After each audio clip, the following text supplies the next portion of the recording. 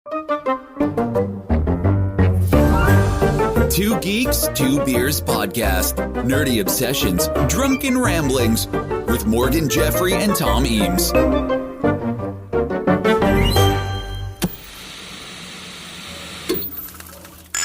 Hello, just a quick disclaimer from us. This episode was recorded on, sadly, the day that Jessica Walter, star of Dinosaurs, passed away.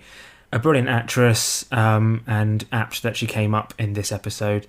But the good news is that we have since heard that Dinosaurs is coming to Disney+, so a little bit of positivity as well. So enjoy the episode, and see you in a bit. Would you turn off that rock music? Hey, you don't have a stegosaurus, man.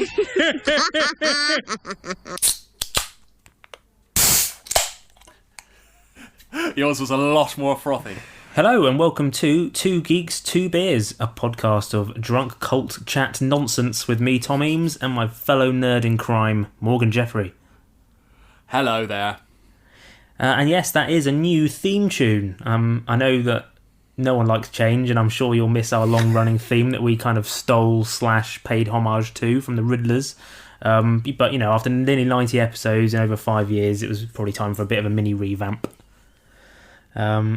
And so this time, talking of 90s puppet type shows, we're taking a TV classic, but a show on paper does sound insane, and one that you wouldn't imagine was not only a hit then, but is still very much fondly remembered today. It's Dinosaurs.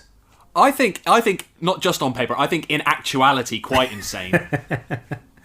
Yeah, well, coming up on the show then, we've got how Donatello and his pals inspired the series. The famous actor who almost voiced Earl, and the show's famous yet incredibly depressing ending. So, you know, as a kid, like many kids around like 1993, 94, I'm sure you were the same, I was like really into dinosaurs, as in the concept of dinosaurs, not the TV show. I was just really into them. You know, Jurassic Park was obviously the main reason, came out in 93. 93, yeah. But also this show was a big reason behind it. So I remember doing like a show and tell type thing when I was at Cubs. It's essentially all it was a table with a load of my toy dinosaurs on it. I didn't really know anything about dinosaurs. And I remember there was this one smart Alec kid. Look, so can I just say, we've got like... We've only been recording for like a couple of minutes, and already an episode ostensibly about the 90s TV show Dinosaurs, and it really did not take very long at all for this to once again become the Tom Eames therapy hour. Look, it's a good opportunity to get off my chest. So yeah, just this weird, it's this little kid comes up and he's like, "So is this one from the Cretaceous period, or is it from like the Triassic period?" I'm like, I don't know. I just I like its teeth. I don't give a shit. Yeah, like, remember that vividly. Remember his face vividly. What a Poindexter. Exactly. But yeah, I remember watching the show. Weirdly, I seem to remember it. I might be wrong, but I seem to remember it being on like a Sunday night in the UK. I might be or even like I feel like bizarrely, I feel like this was prime time Saturday night fare. Yeah, potentially. It was prime time, but for some reason I seem to remember it feeling like a Sunday. Got to go back to school the next day. I might be wrong. That kind of feeling anyway. And it's just one of those shows I haven't really watched since, but doing the research for this, it just filled me with such happy memories. And it was just one of those shows which, I just loved as a kid. And from looking at, you know, contemporary reviews and comments on YouTube and whatever, it stood the test of time, I think, which is always good to know. So what are your memories of Dinosaurs?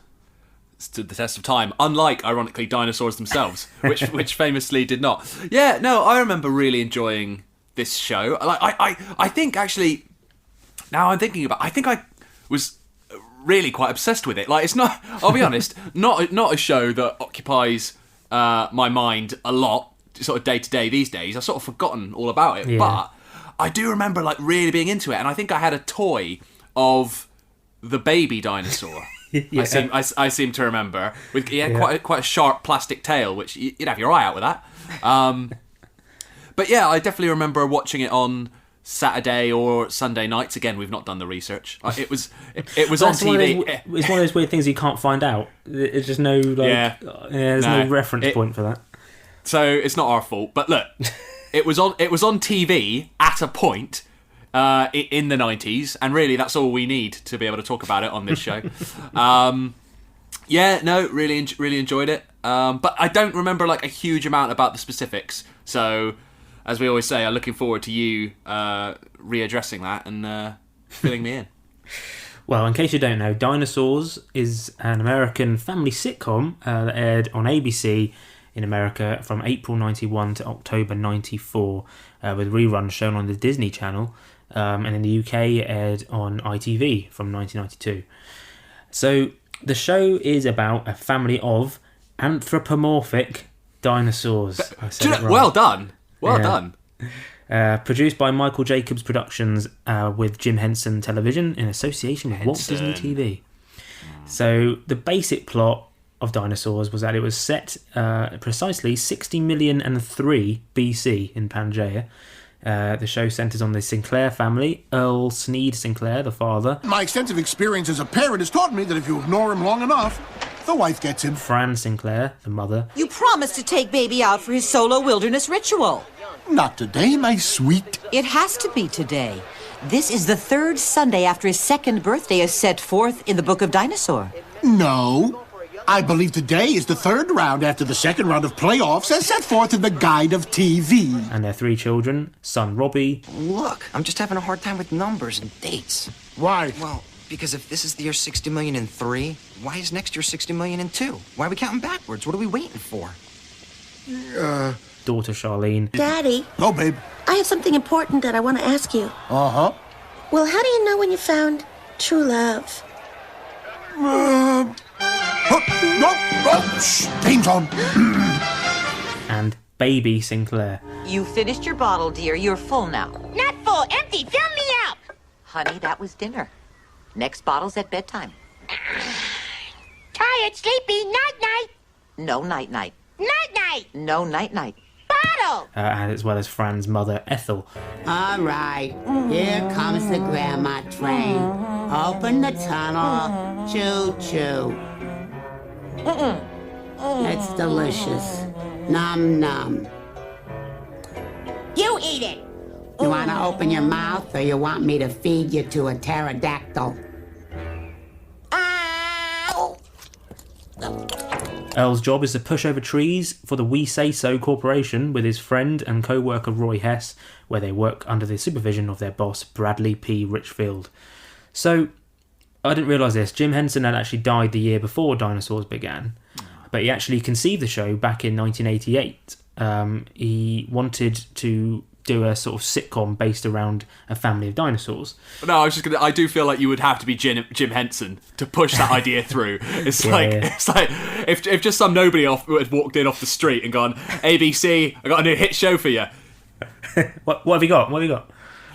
It's about anthropomorphic dinosaurs. Get out! I feel like again you would have to be Henson to pull that off. But it wasn't until the success of The Simpsons that, according to Alex Rockwell, vice president of the Henson organisation, that people thought it was a crazy idea. So yeah, you're right. People didn't really think it would work, but The Simpsons proved that this kind of sort of dysfunctional cartoon-style family would work as a sitcom. But unlike The Simpsons, obviously Dinosaurs was live action and had a laughter track, so it was very much more of a sort of traditional sitcom in the way it was filmed. And it made me remember other sitcoms of the era, which I think we should do episodes on, like Harry and the Hendersons. You know, like these, and you know, and other shows like Mork and Mindy that have like this weird sci-fi angle made into it. And you had Third Rock from the Sun as well in the 90s. Not so much of those sort of things now, unless I'm misremembering. I don't know. Mork and Mindy obviously earlier, but like it does feel like the 90s there was a rich vein of sci-fi and fantasy sitcoms. When was the last time you saw one of those? Like they were like, let's do a sitcom where Bigfoot comes and stays with a family. They're like, great, here's loads of money, go and make that. That will definitely be like that will definitely be at the crux of our new fall schedule. Like that's the gem in the schedule. Like who thought that was like again? I really enjoyed it, but who thought that was a good idea? Harry and the Hendersons. Who thought that? I definitely want to do an episode on it. I can't. Yeah. Great theme tune as well. Your feet's too big. Don't want you 'cause your feet's too big. Can't you use you 'cause your feet's too big? I love you 'cause your feet's too big. But yeah, in the late 80s, Henson worked with William Stout, a fantasy artist and designer, on a feature film starring animatronic dinosaurs with the working title of The Natural History Project. And it was after this that Henson continued to work on a dinosaur project, which was presumably the dinosaurs concept, until the last months of his life. The word dinosaurs is already starting to lose all meaning. You've said dinosaurs a lot. But I like that they just called it dinosaurs. They probably could have come up with a wacky name for it or whatever, but they're like, let's call it that. That was a focus group. It's called National History Project. They're like, no, people won't get it. Call it dinosaurs. Got to know there's dinosaurs in it. So Henson also, came back with the idea in 1988 whilst helping on the technology for the Teenage Mutant Ninja Turtles movie, but we'll get on to that later. So if you think about it, think of the suits of the guys in the Turtles, very similar. So we'll get on to that later. The TV division of the Walt Disney Company then began working on the series in 1990 for CBS before the series landed on ABC, which Disney eventually acquired.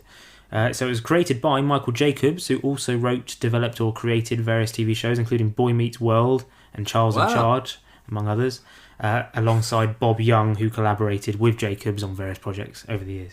I like that he went from the sort of coming-of-age story of Boy Meets World to, again, a sitcom about dinosaurs called Dinosaurs. Fancy the change, why not? So the Sinclair family name is a reference to the Sinclair Oil Corporation, which has prominently featured a dinosaur as its logo and mascot for decades, under the now rejected belief that petroleum deposits were formed during the age of the dinosaurs.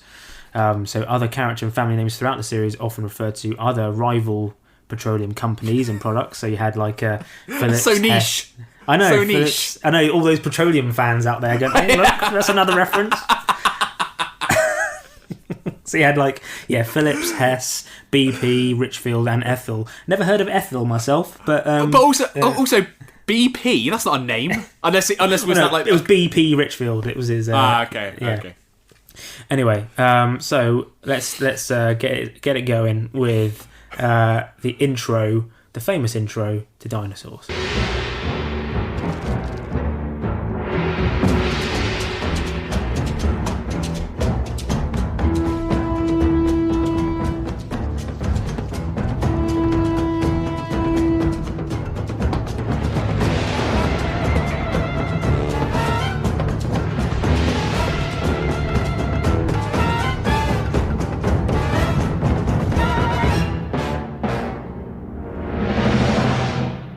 Honey, I'm home.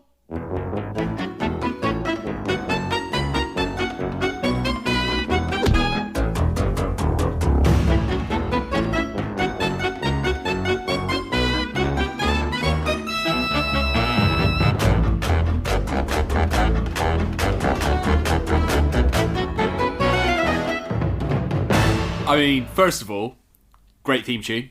A classic of its ilk. Also, Earl, you see him, you just feel good. You just feel I know. You just feel warm inside. What a great guy. Yeah. It won't translate to audio, but so I won't bother playing it now. But please, if you haven't seen it, search for Notorious B.I.G. Dinosaurs, because someone who was a genius managed to mash up like Earl rapping as Notorious B.I.G. and it's like uncanny, and it's I've seen absolutely hilarious. Probably one of my favourite videos on the internet. It's bloody hilarious, but pointless because all you'll hear is the song. There's no point playing it now. Anyway, let's go through the cast and characters, shall we, for Dinosaurs? So we shall. Earl, the patriarch of the Sinclair family, depicted as thick-headed and suggestible. It says here. I like the word suggestible. Patriarch also is a word that is only used to refer to like fathers in sitcoms and maybe like a family drama like Dallas, like the wealthy patriarch. No one says it in real life. No one says it. No one says it in real life. How's your patriarch? Oh, he's doing well, thanks. Yeah, getting on. He was voiced by Stuart Pankin. Probably best known for this role, but he has popped up in all sorts of films and TV shows, including Fatal Attraction, Golden Girls, That's So Raven, and Honey, We Shrunk Ourselves. Again, I want to do the Honey, We Shrunk series at some point. I think that'd be great. But the actor who turned down the role of Earl isn't one that you would have guessed. It wasn't one of the usual suspects. Arnie. Yeah, imagine. Honey, I'm home. Yeah, no.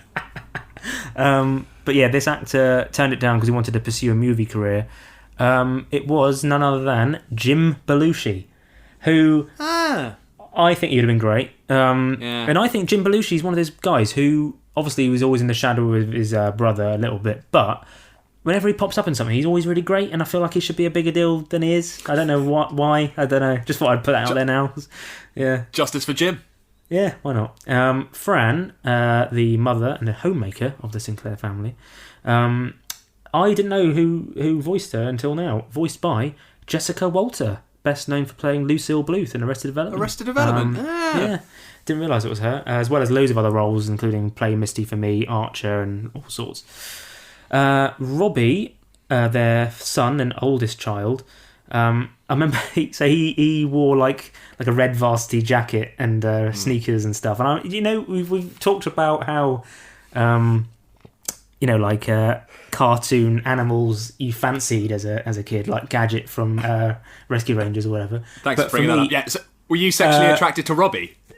No, but I thought he was genuinely like really cool. I thought he was I wanted to be mates with him. I wanted to be him, not realizing he's he's just a big rubber suit. He's not like. But I mean, I get it because I felt the exact same way about Rude Dog from Rude Dog and the Dweebs. Like he was so cool. I just wanted to be Rude Dog, so I get it.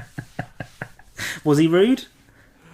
No, but rude as in cool. You know how bad. In the like bad. Yeah, you know in the 90s rude and bad and sick. Yeah. All those things actually mean good things. Yeah, there was a 90s cartoon, if you're not aware, future episode, called Rude Dog and the Dweebs. I have to say I'm not familiar with Rude Dog. Got to say. It was hang on, we'll dig up the trailer. But it was a cartoon, and essentially the premise was that there was a collection of dogs, most of which were dweebs, but one dog was cool. He was a hot dog. He was Rude Dog.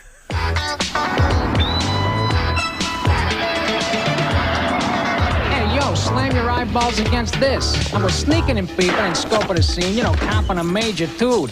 When I cut loose this bunch of dweebs, whoa, I've been trying to teach him some rude. Dog, that is. He's Rude Dog and the Dweebs. Rude Dog. Yo, dudes, get rude. He's so rude. Yeah, you can only be cool if you got a New York accent, isn't it? Yeah. Robbie was voiced by Jason Willinger, and I have to say it is the biggest project he ever has. Good project. No shame in it. More recently he's done sort of narrating work. Most recently on Caesar 911.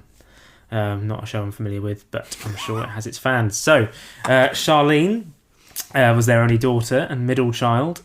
She was voiced by Sally Struthers, who was in her mid-40s. You know why? Because all I can think of is South Park. Yeah. All I can think of is South Park. Sally Struthers. Anyway, carry on. Sally Struthers? Who the hell are you? Give me that cake. No, this is my cake. Sally Struthers, give me that cake. No. Yeah, Sally Struthers was in her mid-40s at the time. But she's best known for loads of roles like All in the Family and Gilmore Girls, and she also voiced Rebecca in Tailspin. Didn't know that. A little fact. Nice. Yeah. And then, Baby. I didn't realise it was just called Baby. I thought it had a name, but no. Baby Sinclair, the youngest child. It's his legal name is Baby Sinclair, which was given to him by the Chief Elder, which is like the people that rule the dinosaurs, that ruled the dinosaurs. It says here, Baby is sarcastic and wisecracking. His favourite thing to do is hit Earl on the head with a frying pan. His catchphrases are... Can you remember his catchphrases? No, I mostly remember the frying pan. So he had several catchphrases. You needed at least one catchphrase character, didn't you, in these sort of things? So he would say, I'm the baby, gotta love me. Again... and not the mama. So he'd hit Earl on the head and go, not the mama. And everyone loved it. Everyone loved it at the time. It was very funny. I like that he's obviously being a baby.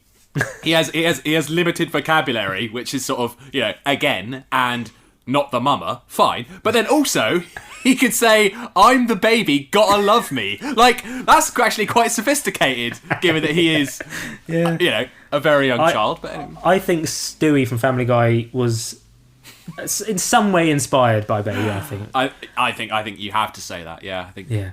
Not the mama, not the mama, not the mama, not the mama, not the mama, not the mama. You do that one more time, and I'm going to throw you across the room. Not the mama! Whee! Oof. Jacobs said that the popularity of Baby contributed to the network, allowing the creators to run the show as they saw fit. He said, "As long as the baby hit his father over the head with a pot, we could use that to hide anything." So he was voiced by Kevin Clash, the man behind Elmo and lots of puppet stuff, including Labyrinth. He was the one who resigned from Sesame Street in 2012 after allegations of sexual impropriety, all of which he denied and were later dismissed due to the expiration of the statute of limitations. He returned to puppeteering as a supporting actor in the Happy Time Murders in 2018. Ethel, moving on, is Fran's mother, Earl's mother-in-law. She always wears house slippers and is wheelchair bound. She enjoys making fun of Earl and hitting him with her cane. So you had Baby hitting him with a frying pan. With a and pan? Ethel with a cane. Yeah. Earl had it rough. He had it rough. Yeah, in the house. taking a lot of abuse. She was voiced by veteran actress Florence Stanley, who appeared in many stage and screen roles. She actually provided the voice for Peter Griffin's mother, Thelma, on Family Guy, but was replaced by Phyllis Diller after her death. So, little Family Guy link. Elsewhere, All in the Family and the Jeffersons star Sherman Hemsley played B.P. Richfield. Sam McMurray played Roy Hess. You all know him best as Chandler's bum-slapping boss in Friends. Bang! That guy. Yeah. And Christopher Maloney, not the one from X Factor, like the actual Christopher Maloney. The guy from Law and Order SVU. That guy. Yeah, he voiced Spike, Robbie's best friend. And also Tim Curry popped up as a character called Henri Poupon, who I believe is a bird. That, if nothing else, means we have to talk about it on this podcast. If Tim Curry's involved, we're going to talk about it. Well, if you were making anything in the 90s or noughties, really, and you required a brilliant voice, Tim Curry was your man, wasn't he? Bring him in. Yeah.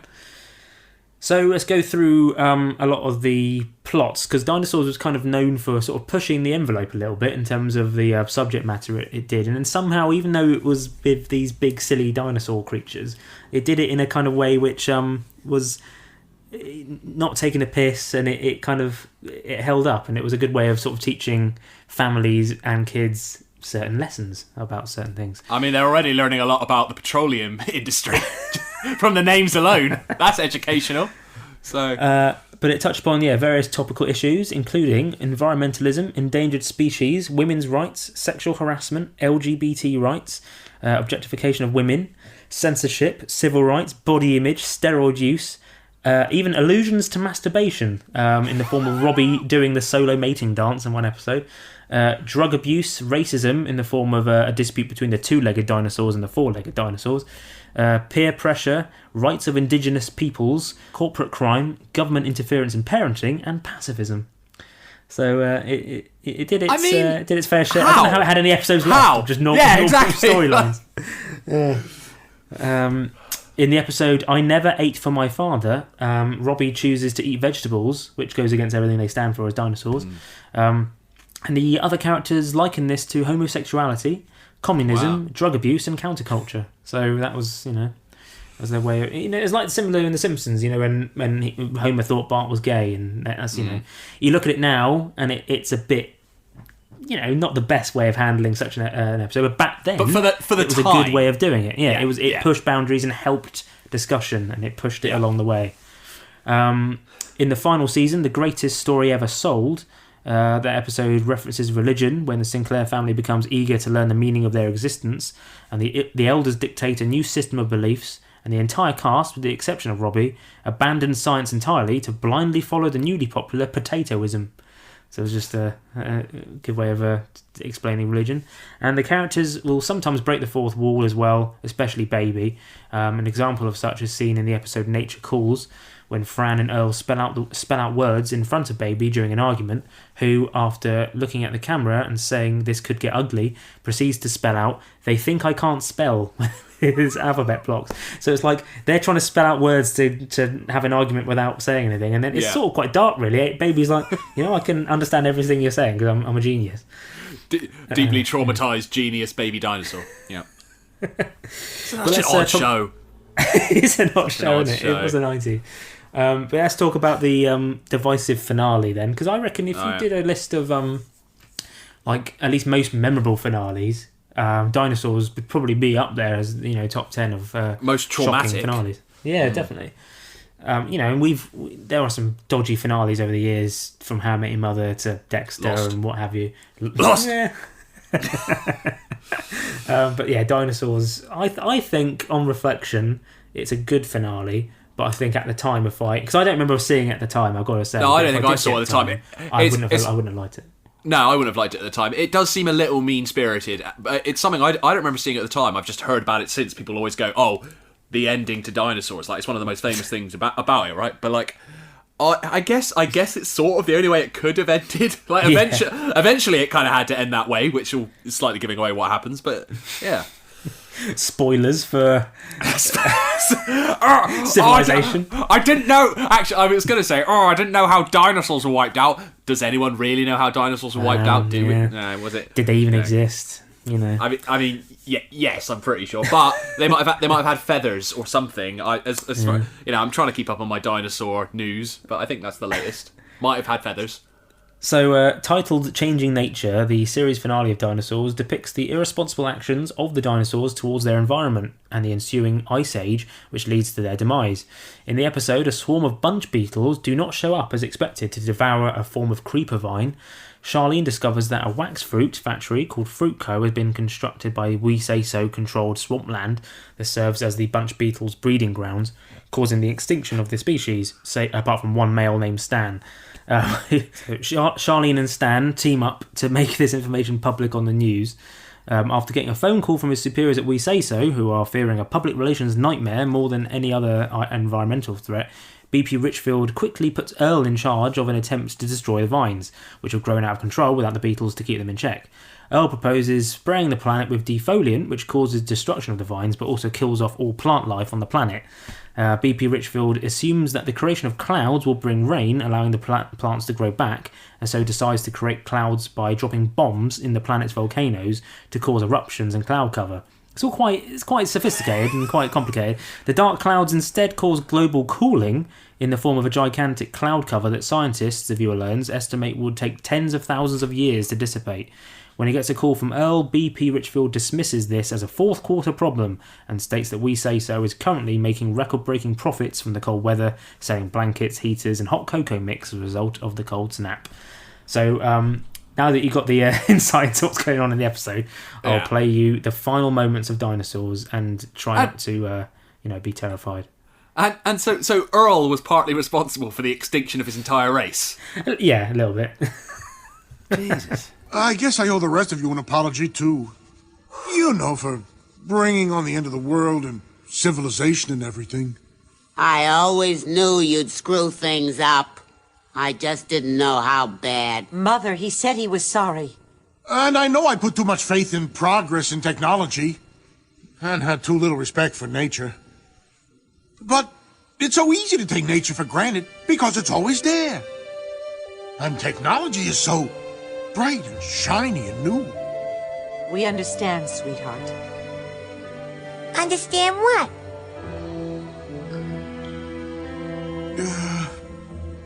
Well, little guy, what happened was Daddy was put in charge of the world, and he didn't take real good care of it. And now it looks like there won't be much of a world left for you or your brother and sister to live in. Are we gonna move? Well, no. There's no place to move to. This is the only world we got. Well, what's gonna happen to us?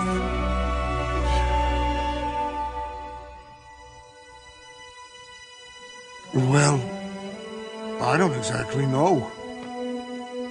But whatever it is, nobody's gonna leave you. That's right, little guy. We'll all stay together. Yeah, and hey, I'm sure it'll all work out okay. After all, dinosaurs have been on this earth for 150 million years. And it's not like we're going to just disappear.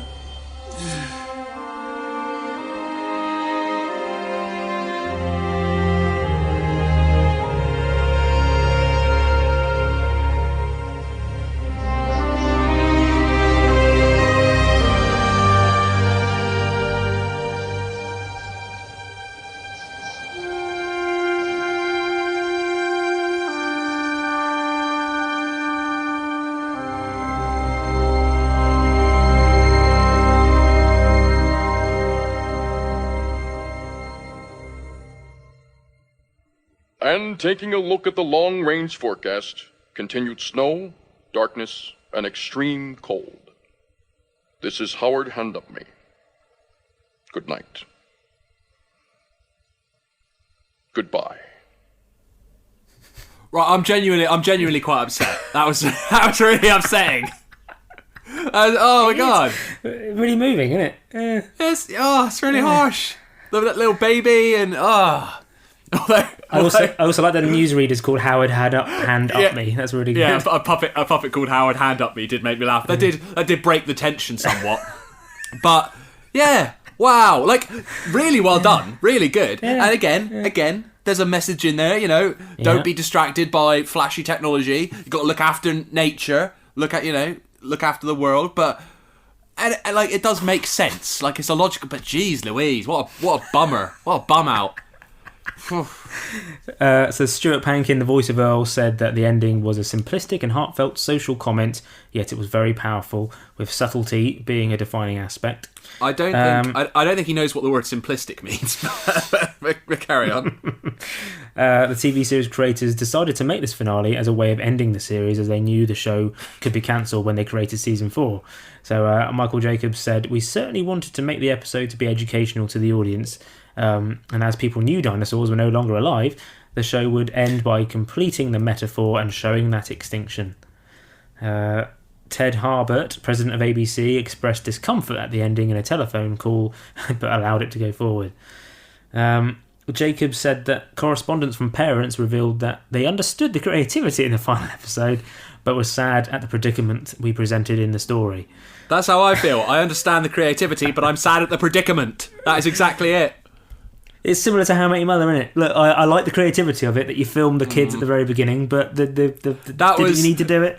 Look, that was one where again, sidebar, but like they filmed the kids at the beginning reacting to Ted Mosby, right? And they're like, "We've got that in the bag." That is incredible. When we eventually we play out those people's minds. We play, yeah, exactly. When we play those final season finale, people are going to be like, "These guys are like the greatest TV writers and producers of all time," because they forward. Everyone always said about Lost, the problem was they didn't plan. We have planned impeccably. Like it was always going to be Ted and Robin. This is going to be so good. And then there was like, "What the fuck were you doing?" Like the times have changed, man. We want Barney and Robin. What the fuck are you thinking? Anyway, back to dinosaurs. And why was Marshall on a plane all season? Anyway, sorry. Carry on.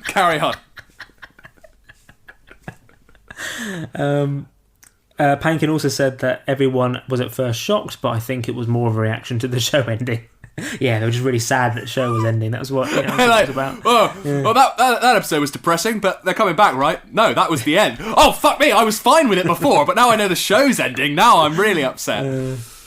And in 2018, Jacobs said that the episode would have trended on social media had it been released that year. Pointless thing to say, but you know. No, I agree. But who is still asking him about dinosaurs in 2018? Like, good show, but like, but like Jacobs is trying to promote his new wares, his new product, and I was like, "Is that final episode of Dinosaurs? That was pretty fucked up, eh?" like 20 years later, I'm still really mad about it. Oh, look, we've said in the past, it's like when I talked to Jason George and I talked to him about Off-Centre. Wow, man. Thanks so much for bringing up Off-Centre. Yeah, no one remembers that. Timothy Donahue of CBR said that the show's climate change-oriented ending is also more topical than ever, as concerns over the opposite continue to bring into question humanity's carbon footprint. He also said that Dinosaurs became TV's most shocking finale precisely because it opted not for some moderately funny ending joke, but to subvert all expectations by advancing an important message through the protagonist's house and their world at large being engulfed in a fatal freeze. It's a fair point. With climate change and everything, I always think, you always see those Attenborough documentaries, don't you? And he every time with Attenborough, He's angrier each one. But that's the thing. Every time he goes, like, things are really, really shit, but if we act now, we might just about turn things around. And it's like, but he says that every time. There's got to be a point at which he goes, well, it's too late. Fucked now. Yeah, exactly. Well, it's too late. You fucked it. Well done. I warned you. And then the rest of the hour is just Attenborough doing a really slow clap of like, what did I fucking say? I fucking said it, didn't I? Did you not learn anything from Dinosaurs, the TV show from 1994? So a few facts. You like a few facts? I love a few facts. Yeah. So the 1990 Turtles film, which we talked about in our Teenage Mutant Ninja Turtles episode, also provided the creature shop with the technology that would bring the show to life. So animatronic costumes, very similar to the ones you saw in Turtles, really. A bit bigger and a lot more, probably needed a few more people to operate them, but very much the similar type of thing. They were operated remotely via radio controllers, and at one point there are actually tentative plans to have a crossover between the Turtles and the Dinosaurs. How? I don't know. Maybe time travel involved. Well, the Turtles did time travel, I think, back to like feudal Japan in the third movie. Exactly. Which I have not seen and have no desire to see because I watched Secret of the Ooze. The second one was like, no, I'm out. But the first one is great. But anyway, yeah, the Turtles can time travel. It is established. It is canon. But sadly, Turtles were a New Line Cinema production, and Dinosaurs was Disney, so it sadly never took place. Do Disney own New Line now? They probably do. They probably do now. Fuck it. Yeah. Might as well. You think those Disney board meetings, it's like, hey, do we want to buy this? Do we not already own that? No. Well, yes, I want to fucking buy it. Yeah, why not? Fuck it, we're Disney. Buy everything. I like the idea that there's a list of all the things which never happened because they couldn't, and they go through every single one by one. So they had the Die Hard Jack Bauer thing, they'll come to that at some point, and they've finally, after page 48, they've got to Dinosaurs meets Turtles, and like, should we do that? Yeah, we've got half-hour lunch tomorrow, do you want to do it then? Yeah, fuck it. Do it, people will watch it. So the full-size dinosaur costumes came in two parts, a full bodysuit and a separate animatronic head. The head contained radio-controlled motors that moved the jaw, lips, eyes and eyebrows. And for close-up speaking and lip sync, the heads were separated and operated by a team of puppeteers. During Dinosaurs' fourth and final season, Disney was considering a feature film spin-off for the show. But unfortunately, the series was facing declining ratings at this point, leading to its cancellation and no movie at all. Plans for the film were still in just development stage at the time it got scrapped, so we don't know even what the plot was going to be. I thought you were going to say, but unfortunately all the characters died at the end of the show, which creatively presented some obstacles. Apparently each half-hour episode required over $1 million to make. You had the elaborate sets, special effects, animatronics, puppets, crews, actors. It was just one of, if not the most expensive show on television at the time. Today $1 million per episode probably isn't that bad for a sitcom, but back then, that was crazy talk. I mean, I guess if you're like a high-paid cast and that kind of all the same, like, I can't believe anyone sunk that. Like, and again, I say this with a lot of like fondness in my heart for Dinosaurs, but I still can't believe they spent that much money on this show. But yeah, I like this little fact. Earl often sighs as he walks across the room. This is because it allowed the person inside the costume a chance to see where he was going, because he could only see through the open mouth. So Earl would walk across and go, yeah, just to go, oh, right, I know I'm going. Quick little peek. Yeah, very good. Very good. So currently, from what I can tell, you can't stream Dinosaurs other than like pay per episode things. You can do it on like Amazon Prime if you pay for each episode. But apparently it is coming to Disney Plus eventually. So I'm pretty sure by the time maybe it's there already. I'm pretty sure in America it is on Disney Plus. So maybe it's there for all our stateside listeners, of which I'm sure there are many. Yeah. I'm pretty sure it's there, but I think in the UK, no dinosaurs on streaming unless you're willing to pay top dollar, which ABC were. You know, they were willing to pay £1 million an episode. So why can't you cough up $2.99?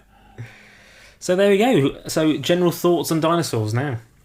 Well, you know, I did love it at the time, but you know, as you say, sometimes with these things, you look back and you go, oh, that didn't stand the test of time. That didn't hold up at all.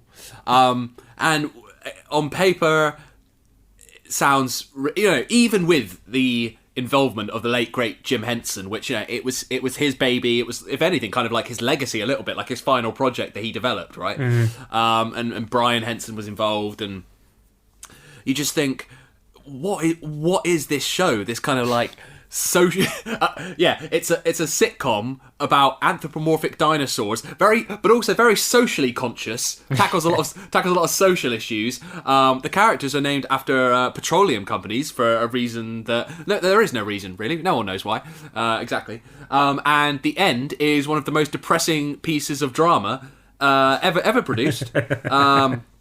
So there's that. They murder a baby at the end.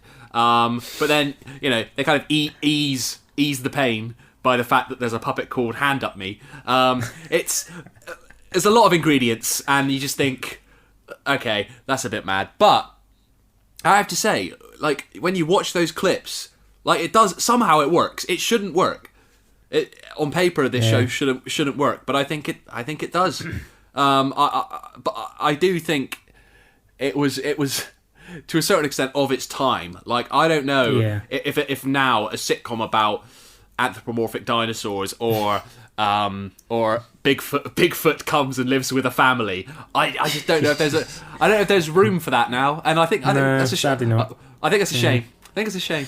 Well, I feel like these kind of puppet-based... Because puppets and animatronics, all that kind of stuff, in the 80s were everywhere, and a bit in the 90s.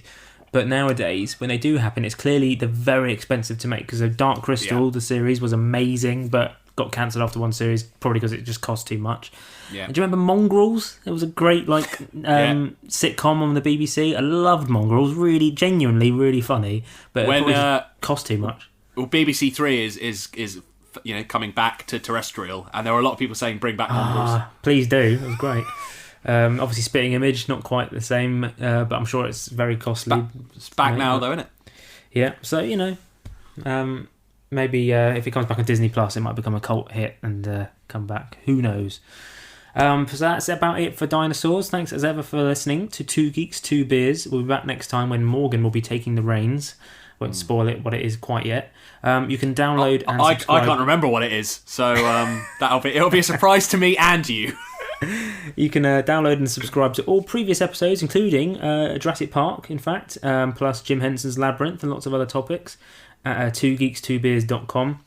And you can get us on wherever you get your podcasts. We're on Apple Podcasts, Spotify, Stitcher, Global Player, Podbean, all sorts. Yes, you can also follow us on all social media platforms. I had to stop the burp.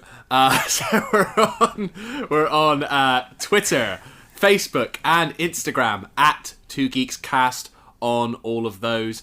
You can also find full episodes and clips, teasers on YouTube. So why not send a link to a friend or family member and recommend Two Geeks, Two Beers to them.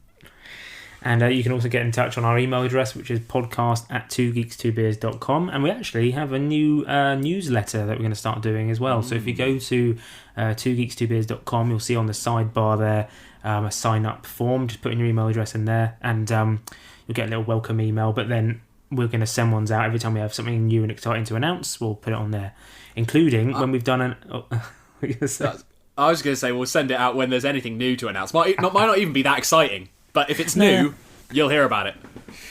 Including when we've done little updates on Patreon, where you can support us. And a big shout out then to our new patrons since we last recorded an episode, Ed Berridge and Matt Slocum. Thank you very much. just for supporting us on our Patreon. They get exclusive episodes and mini-sodes and outtakes.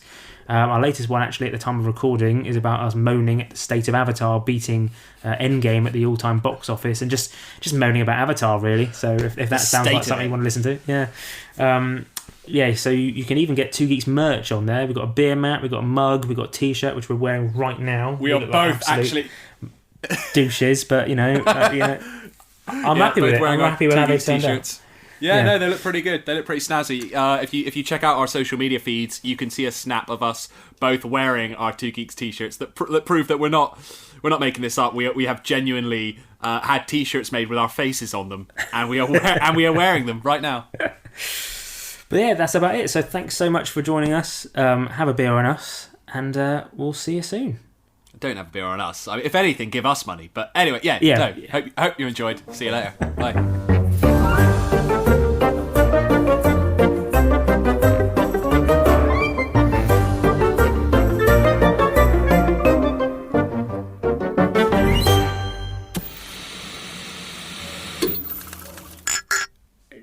Talking about dinosaurs and 90s and that, do you remember Dino Riders? No. Because I thought it was Dino Raiders, I have to admit. Just looking it up, it's Dino Riders. Sounds like a snack you'd keep in the fridge, but yeah, carry on. So I had this toy that I called Alien, because I was that imaginative. It was an alien little action figure about, quite small. Yay high. Yeah. Yeah. And that was my favourite toy growing up. And it was one of those ones where the arms would fall off, the leg would fall off, but it was still my favourite one. We'd still screw it back in, and I'd lose it, and then it would pop up. And I've still got one. Still got it to this day, but I think it's not even. I think it's like Trigger's broom. I don't think it's the original one. I think it's another one that I found or bought off eBay or something. I can't remember now. But I mean that's not how Trigger's broom works. You're fundamentally misunderstanding the concept of Trigger's broom, or to be topical, the ship of Theseus. The whole point is they didn't just buy a whole new ship of Theseus and replace it. That's not how it works. Anyway, carry on. But I didn't realise, because I think I only had the toy. I didn't have the full set, and I didn't realise that Alien, as I called him, was part of this Dino Riders thing, which started in 1988. And it was a TV series that was essentially, it was created purely to launch toys from Tyco.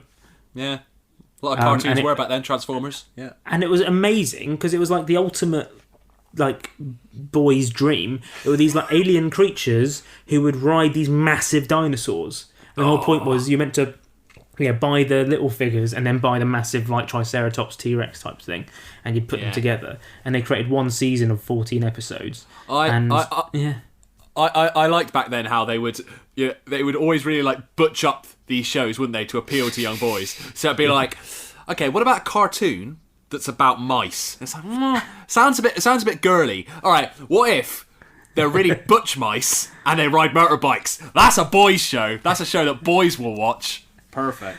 So having just read a little brief bit about Dino Riders, watch this space, because I think that is an episode waiting to happen. More of this kind of quality content to come, listeners. Yeah.